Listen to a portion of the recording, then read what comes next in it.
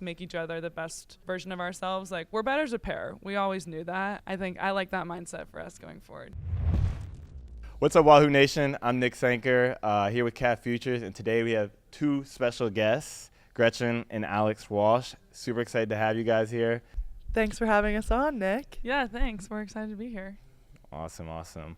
Well, being siblings and having grown up, first of all, you guys have, obviously, your parents knocked it out of the park genetically because they had I thought my family was athletic, and you guys just completely proved that wrong. What was it like? I grew up with Jonas, who also went to UVA and is going to the NFL. I played football at Princeton. Our family's big football family. You guys, was swim like everything in your lives? Like, what was it like growing up? So our mom swam growing up. She actually swam for Boston College, and I think she was pretty good at it, but we were beating her times by the time we were like 12 years old. That's and we insane. talk about that a lot in our family. But my dad was not a swimmer, but he was athletic, like you were saying, played a bunch of different sports. And I think both of our parents didn't want us to feel obligated to swim, but just to know how to do it. So they put us into swim lessons very early on, threw us in the water early on, and we took to it really, really naturally, to the point where we tried out summer league swimming, which is a really fun way to be involved in the sport. It was more just chill, like hang out with your friends, and from there it definitely progressed to a more competitive side of ourselves, and things kind of took off after, I would say, later elementary years and beyond. Yeah, swimming's definitely been a really big part of our family dynamic. I think something that I find really cool is actually our great-great-grandmother was recruited to be, I don't know if in the Olympics or trained to be in the Olympics. It was one of those, but she was really good at swimming, and she had this offer, but unfortunately just financially couldn't afford to be doing a sport. This is a really long time ago. So it was really cool for us to have made Paris this past summer together. It kind of felt like, I don't know, it just felt very full circle, having both of us there and knowing that part of our family history is tied into the sport and the Olympics and what that means, like the Olympic dream. It's pretty cool. Yeah, I mean, when did you guys realize, like, oh, dang, I'm pretty good at this? Like, how old were you? Was there, like, a moment or when you realized that you guys were actually pretty good at this? For me personally, I always like to say that the moment that I knew I was going to go far in swimming was when I qualified for the Olympic trials for the first time. I was the youngest qualifier in 2016, 13 years old, and I just made it in the 50 free. And so I spent the whole 10 days at the meet just basically in awe of everything going around me, starstruck. It was really cool to be there, but I think just having that experience at such a young age made me realize that I am a little bit different. I have a gift and a talent, and it's definitely one that needs to be conditioned if I want to make it big. Tell them what place you got. I think I got 138th, 128th in the 50 free, but I thought I was going to make the Olympics that year. Like, I was like, I'm going to be the youngest ever Team USA Olympian. I'm going to do this. I mean, how old was everybody else? Like, old. Like, I mean, our age now. Yeah. Like, upper, like, young 20s, mid 20s. That's ridiculous. So, like, 10 years older than her. I really wanted to get a photo with the oldest swimmer at the meet, and I'm pretty sure at the time it was Anthony Irvin or Nathan Adrian, and they were like 30-something, and I never got around to doing it, but it would have been a good photo. That's wild. My little sister's 13, and I can't even imagine like her in that kind of situation. I mean, she's just like, she's a 13-year-old. It's just so crazy to think about that. That's wild. I mean, when did you realize that you think kind you had of that around moment? the same age? I remember being 12 and I had broken this like age group national record, and I remember this so vividly, but my parents and I were driving home from the meet, and my mom kind of turned around at me when we were at a red light, and I don't know where you were off doing something else, but my parents turned around to me and they were like, I don't think you realize how good this is. Like, this is really good. And like Gretchen kind of hinted at earlier, our parents never wanted to pressure us into pursuing swimming. They never, and still don't ever have like these expectations that we have to meet. It's purely a support system for us. And I think when my parents looked at me and were very serious about swimming, I was like, oh, wow, okay. So that's when I kind of knew that I had like a gift, but obviously it's taken a lot of hard work just to progress through high school, through college. So I feel pretty lucky to be where we are now. No, that's awesome. That's really cool to just like have that moment. And I think it's really powerful to have like that security to be able to just go out and compete and not feel like you have to do it for your parents. My dad played college football, but it was never like, oh, like you have to play college ball. I think, funny enough, my mom is like pretty anti-sports. Like she's like, the whole time I was at Princeton, she's like, you're smart. Like you don't need to play football. Especially when I went back for my 5th year, the COVID year. She was like, you could be done. Like your bio feel better, but it's just like it gives you that security that you can just go out and enjoy the game. Because, I mean, as athletes, that's a lot of pressure to go out, compete. With football, you're watching – everything's filmed, and so you always have that pressure. What was it like for you guys kind of growing – I mean, you had your parents' support. Did you feel any of that kind of pressure? And if so, how did you kind of deal with it? I would say, honestly, most of the pressure I've ever felt has been from myself.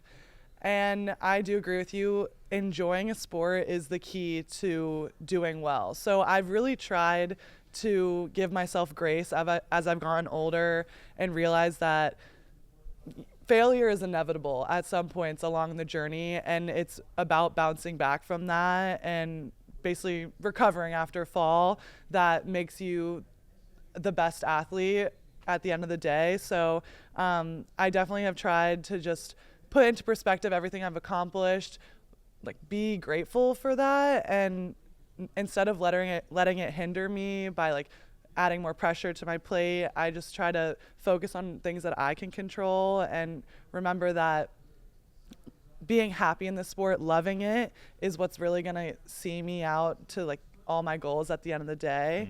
So I don't know, the pressure, it comes in waves. Definitely at like bigger meets like Olympic trials, the Olympics, I felt a lot of pressure.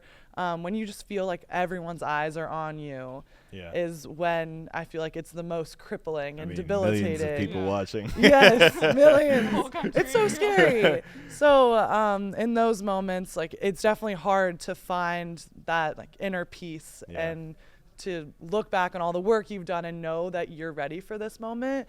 But it just honestly has taken a lot of mental training and just changing my perspective on things and learning to find the, right things to focus on, especially in those super pressure cooker moments.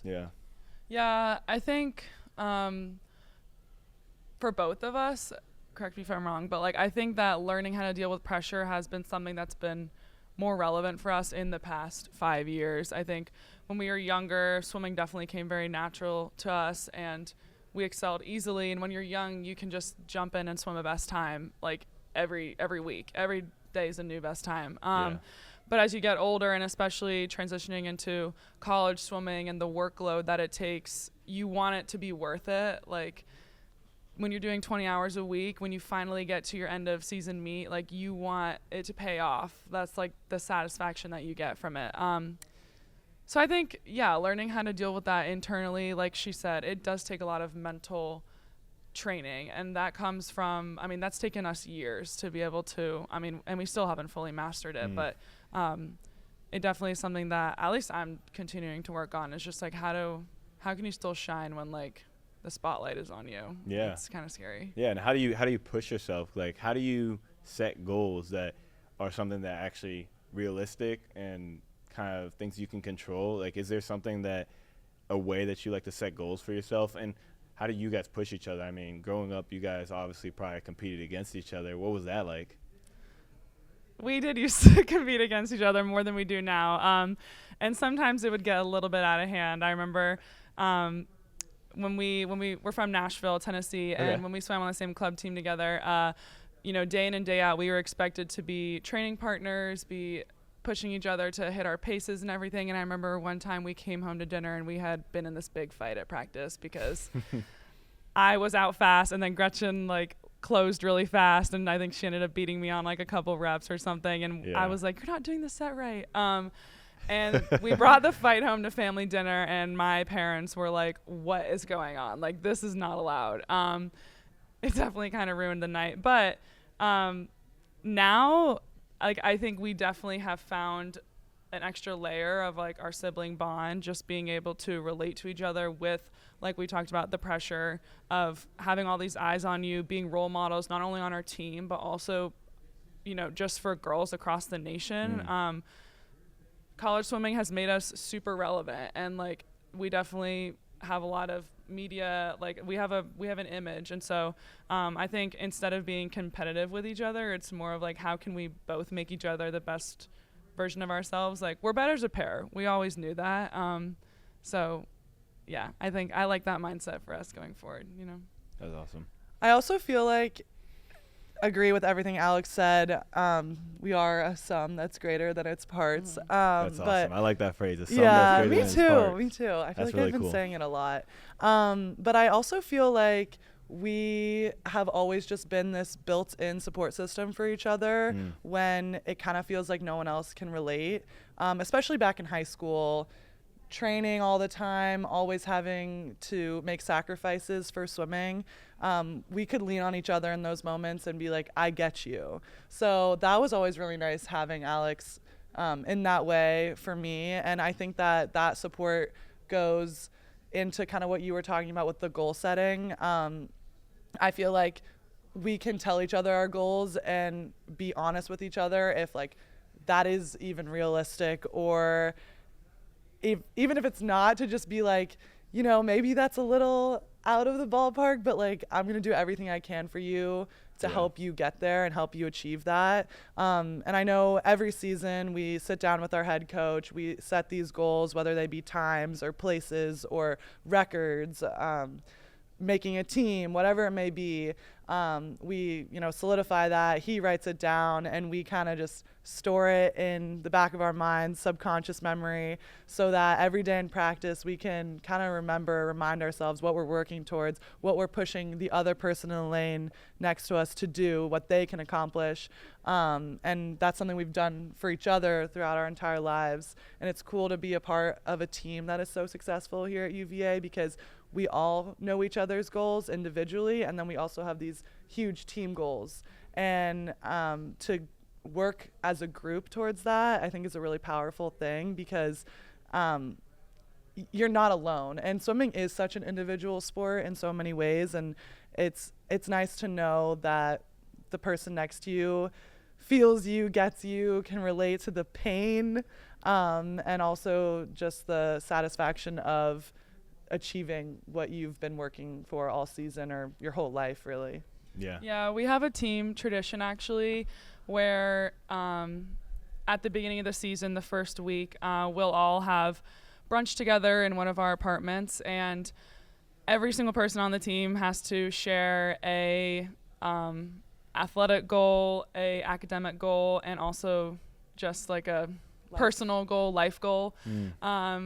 And even one of the captains will record it down and write it down, so that way we always can be aware of like what the person next to us is striving for. And I feel like we've been doing that since my first year, and that's just always a great way to make sure like everyone's on the same page, everyone's holding each other accountable. It just goes a long way when like you can be there next to someone to help them achieve what they want to get done. If you don't mind me asking, what were y'all's goals for this year? Well, so my goals for this year have, after having a pretty historic NCAAs last year. Your personal? No, I'm good. starting with some swim goal. Pretty like historic NCAAs last year, coming off of the Olympics this summer. It was hard to like recalibrate and come back to NCAAs and be like, okay, let's get away from the international scene. Like, what do I want to accomplish for myself and my team in my last ever season for UVA? And I really wanted to just try to set records as low as I could so that they could stay for as long as possible, kind of try to like make history last as long as I could. Yeah. So it's coming up soon, but I would like to try to go a 19 in my 50 free, first woman to ever go sub 20. And then I think I also said 46 in my 100 fly. And if I didn't, then I should have. So that'll be a big one too. And I'm feeling good about that.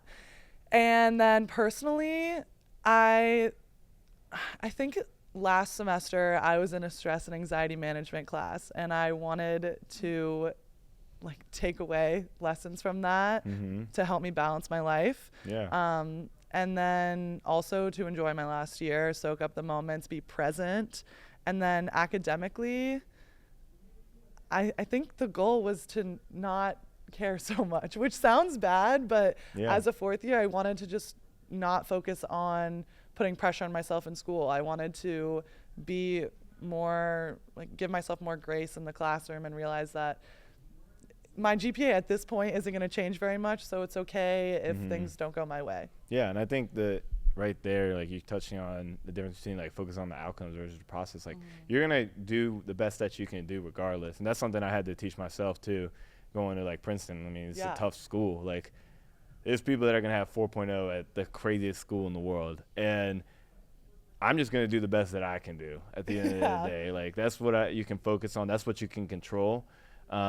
And then it takes so much pressure off of you. Then you don't have that same level of stress, that same level of anxiety. You're just out there enjoying what you do. And then you can also be free to choose to enjoy what you do because you're not worried about what the outcome is. You're just going to enjoy what you're doing and getting better every day. I mean, you're going out there swimming, practicing your tail off. I mean, you guys got to love the process if you guys are as good as you are. Yeah, and that pressure from school can totally take away from how you perform in the pool, on the field. Like, I didn't want those two things negatively impacting each other, especially my last year. Like, I wanted to get as much as I could out of it from an enjoyment perspective, a success perspective, and just holistic, just walk away with no regrets. Oh gosh, I like kind of forgot some of mine. I definitely remember my swim one. In the pool, so last year I broke the NCAA record in the 200 fly, but didn't end up swimming it at our championship meet, NCAAs, because I had a different schedule lined up. So this year my goal was to swim the 200 fly and to just like either re-break the record or go best time. It's going to be a pretty good race, or win. It's going to be a good race, very highly anticipated race. So looking forward to that one. And then my academic goal, it definitely looked a little different for me this year because I'm a grad student, but I'm not even doing a master's. I'm doing a certificate. Gotcha. So less credits. But what I really wanted was to like be able to connect with my professors and the other students in the class because they're all a lot older than me. So I thought it would be a good way to just make connections in the real world. And I feel good about that. Were there any connections in particular that you really enjoy, relationships that you got out of that this year that you kind of one of my professors, he's like he does cybersecurity consulting, and that's pretty much what I wanted to do. So I definitely like really tried. I went to every class like on Zoom. I would get ready to go even though they weren't mandatory. So just try to like, it's, even as simple as just like showing up, asking questions.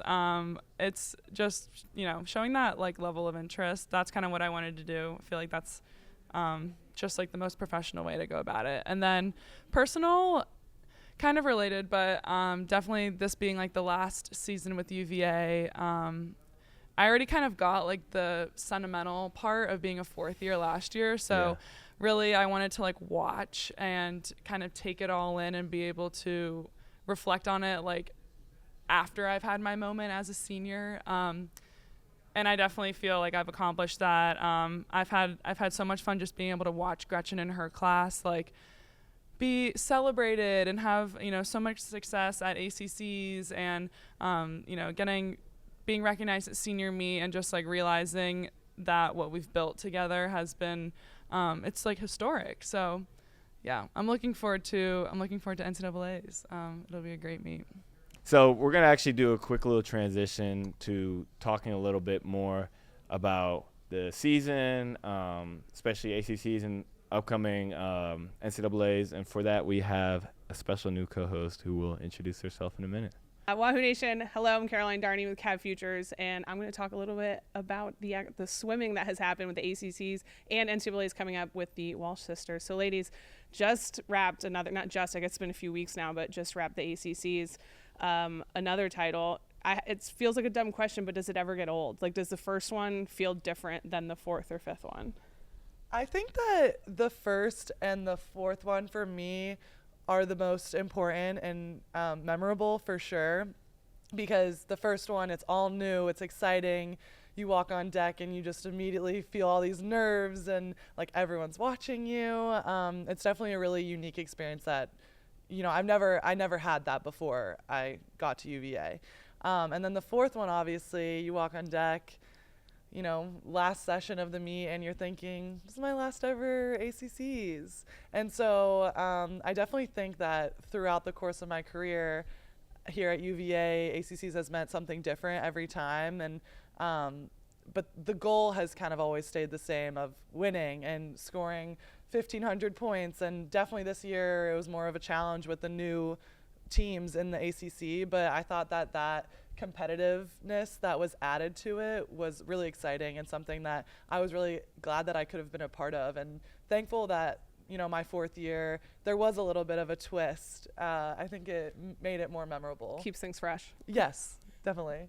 Yeah, I just don't think they do get old. Like, every single time that we have our name called up and we get the trophy and then Todd yells it up and we all scream, like she said, it's a different feeling and different memories behind each win. But what I think is so great is, like, I love just getting to watch the team dynamic shift between every year. And with a new class of first years, that means, new races I get to watch and cheer for new people and kind of see what they're capable of after their first season at UVA. So, I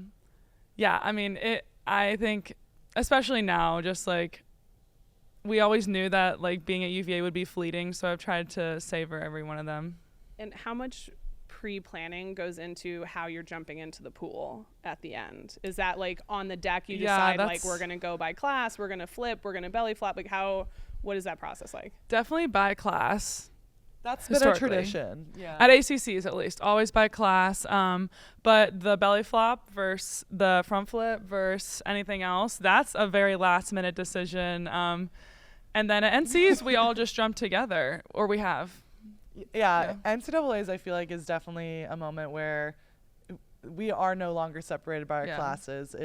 This has been a full team effort, and it's a great way to cap that off. But I love at ACCs how you kind of do get to see the different personalities of the classes based on the way they jump in. But the belly flop of the fourth years was definitely a last minute decision. I had to be kind of convinced, but I think we actually nailed it, and the picture is insane. Yeah. Oh, I remember I was watching the stream, and I was like, okay, that looked painful. I was like, any regret? So worth it, though. It was so worth it.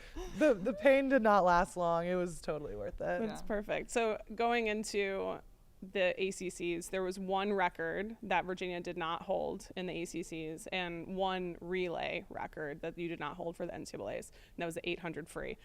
Mostly because you hadn't swam it. So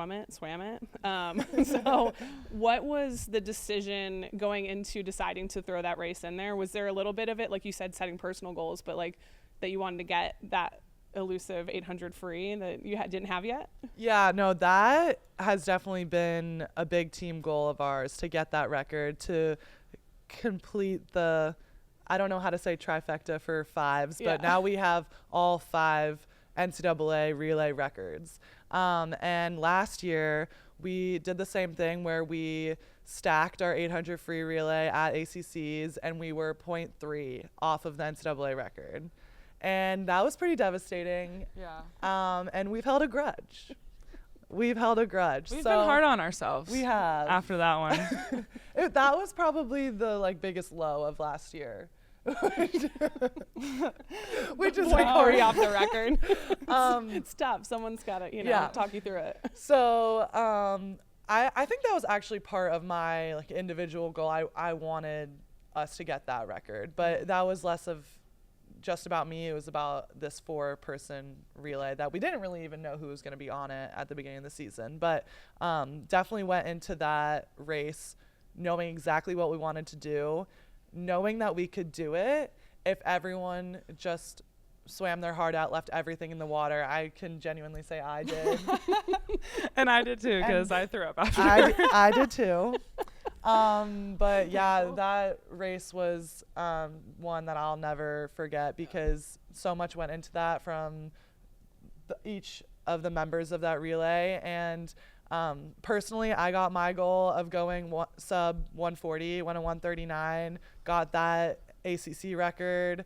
So completed that for the women, holding now all 19. There are 19 records possible in the ACC, and now we hold Virginia all of them. has all of them. So that is probably the most insane stat That's I've ever heard. Yeah. And I think that was probably the biggest takeaway I had from the whole meet. Like, forget my individual swims. The fact that we accomplished that, I think, is probably the coolest thing. This team, I mean, we've done really cool things, but as of this year, like, that was probably the coolest thing I've heard in a while. Yeah. Well, and I guess, Alex, is that something that when you're setting goals, you talked a little bit about it, but like, when you're setting goals, how do you, and not stay motivated, because winning is a great motivator, but how do you deal with both internal and external pressure? Because people do expect you to have all the records, to win every race, to win NCAAs. Like, is there a way that the team helps each other manage? Like, what is the mindset when you head into, say, when you're going into NCAAs next, like with the pressure of everyone expects you to blow everyone else out of the water, no pun intended? Yeah, I think definitely last year I had really high expectations for myself going into, because it was also an Olympic year. So, you know, NCAAs is short course versus the international season is long course, but you still are telling yourself, okay, this needs to go well because I need to just like keep building towards this goal that I have. This year, definitely in the wake of an Olympic year, has looked slightly different, but I would say like for me this year, just the team has been my biggest motivator. I think when you were talking about the 800 free relay and like knowing what we had to do to be able to do it, that's kind of what I would be thinking about during 2 free practices and stuff, like when we're all lined up in a row and then Todd says, ready, go. And, you know, all of us are racing each other, but at the end of the day, you're like, we're racing for each other too. So yeah, that's been a big, huge motivator. Like, just honestly, I literally tell myself on the last stroke, if I'm like really struggling at the end of a set, like do it for the team, because I mean, I only got 1 week left to do it for the team. So I'm like, might as well, you know, like, I don't know. That's been the biggest source of motivation for me. But I think it's easy. We're in a unique position, our team, just because we have been so dominant. And I think Todd always tells us when we're getting ready to go into NCAAs, he's like, you guys don't even have to be great. You just have to be good. And I don't think that's a form of self-handicapping. I think that's the perfect way to kind of deal with the pressure, is reminding ourselves that we've done the work. If we all do what we know we're capable of, like the bare minimum, then we'll secure the title. Fingers crossed. But yeah, I think that's a good way for us to like go into the meet, because we have so much confidence in each other, and it's just this culture we've built where like I know exactly what I need to do, and I know the girl next to me is going to do it too. At what point in a race do you know or have the feeling that like you've broken a record? Like I always love, one of my favorite things about watching swimming is when you get to like look up at the board and like see what your time comes in at. Like, one, what is that feeling like to see like a goal that you've set for yourself in the pool? But then when do you know? Like, I assume you've done so much swimming at this point that you like have a vibe where you're like, oh, I'm feeling pretty good. Like I got off the blocks great. Like, what point do you think like, I think I might have done it? And what is that feeling like when you turn around and see it? Your races are so short. When do you feel that? You have When time do to I think during feel these that? races.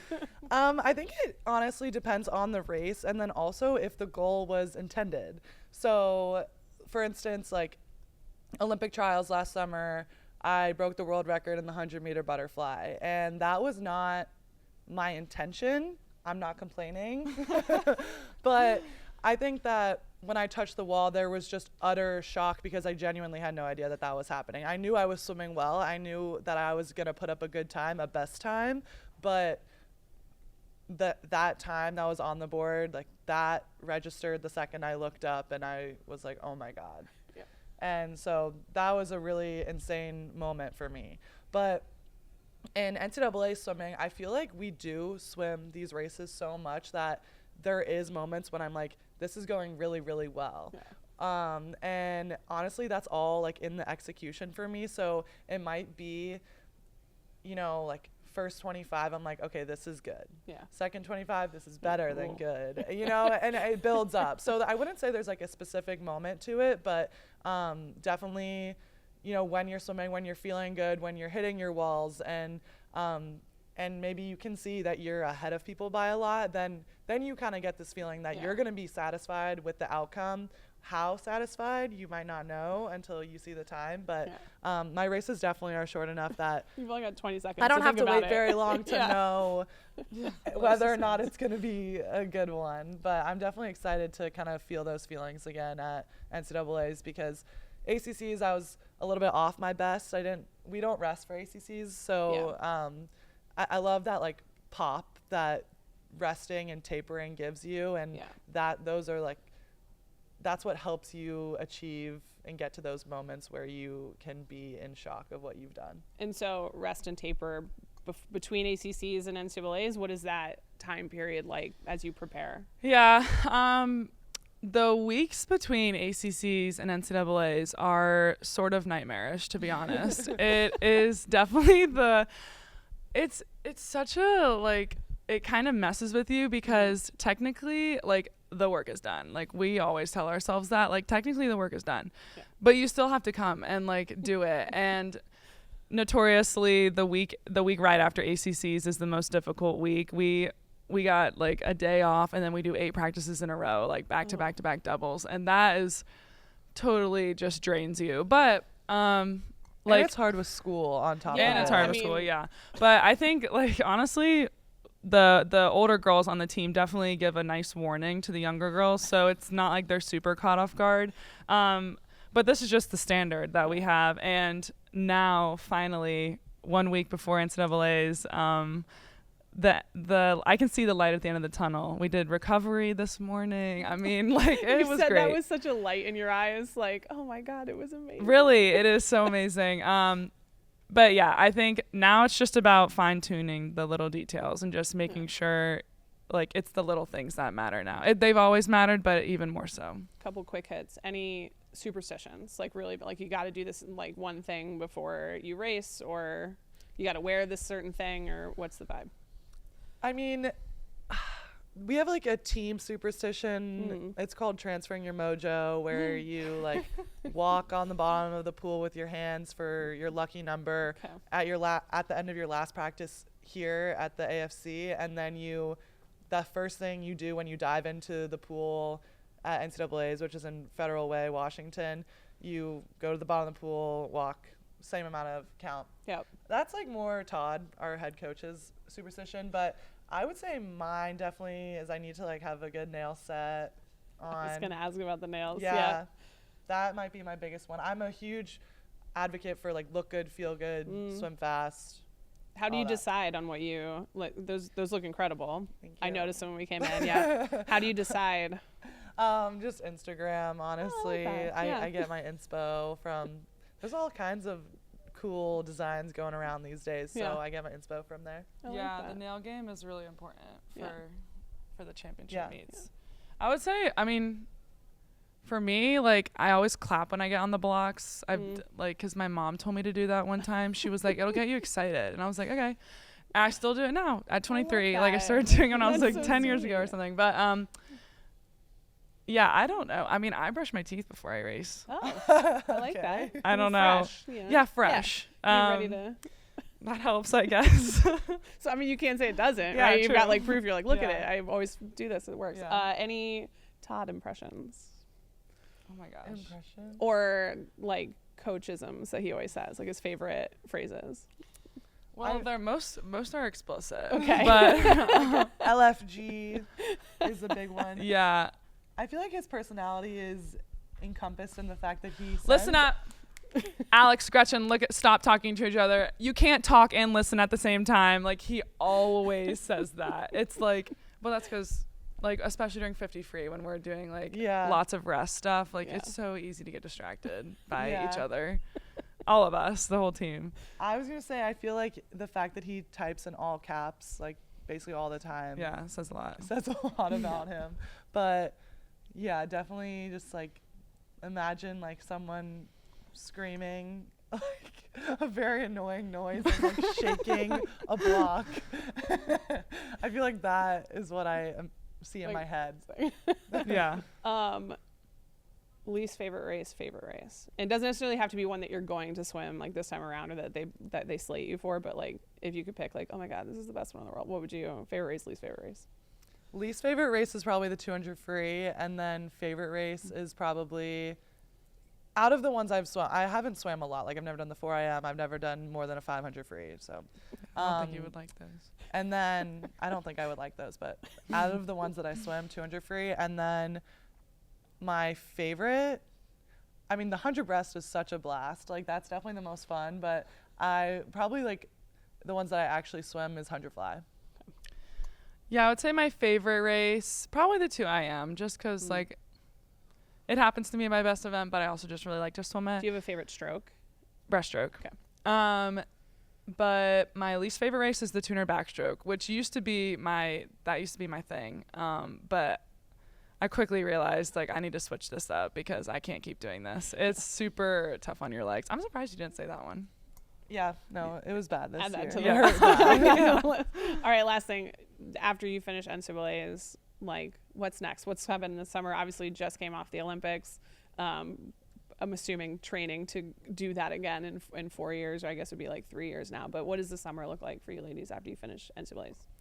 Well, after NCAAs, we'll both be professional swimmers. What does that feel which like to is, say? yeah, it feels crazy. But, I mean, I'm excited. I think we're both really excited for just being able to like fully embrace swimming as what we do. It'll definitely be a new chapter of life, but it should be fun. And this summer we have another international competition, World Championships, which is in Singapore, which is pretty cool. So we'll be vying to make that team. And I think the trials are in June. So we'll have a couple of months to get ready for that. But Do you have a favorite place that swimming has taken you around the world? I really liked Croatia. This summer was our training trip. It was so beautiful. It was like a amazing things. vacation. yeah, we went to also, we did this like Mare Nostrum tour in Europe when we were in high school. We went to Barcelona and then Cannes, France. Barcelona was really Barcelona cool. was so cool. Yeah. done And Barcelona Cannes was yet. like It's on the this little list. small beach town. Like it was so, I don't know. I never even like, yeah, it was so cool. That's awesome.